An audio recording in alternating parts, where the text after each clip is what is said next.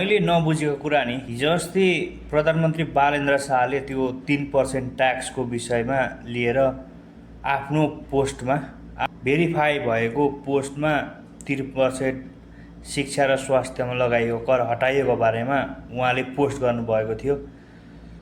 त्यो पोस्टलाई लिएर सामाजिक सञ्जालमा एकदमै विरोध भएको थियो। विरोध के मानेमा भने भेरिफाई एकाउन्टबाट पोस्ट गरेको भनेर हचुवाको भरमा विरोध गरेको पनि देखियो।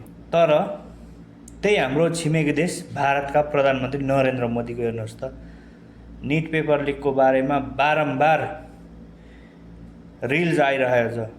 उहाँको त झन् 200-300 मिलियन पार गरिरहेको छ एउटा रिलले। उहाँको पनि भेरिफाई एकाउन्टै हो, उहाँको पनि मोनिटाइज भएको एकाउन्ट हो। यसको चाहिँ विरोध भएको छ कि छैन त्यहाँको युवाहरूलाई, मलाई मनमा लागेको कुरो। यसको विषयमा चाहिँ के छ तपाईँहरूको धारणा?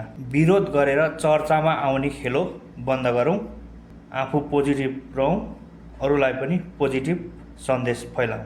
तपाईँको यसमा भन्नु के छ कमेन्ट गर्दै गर्नुहोला।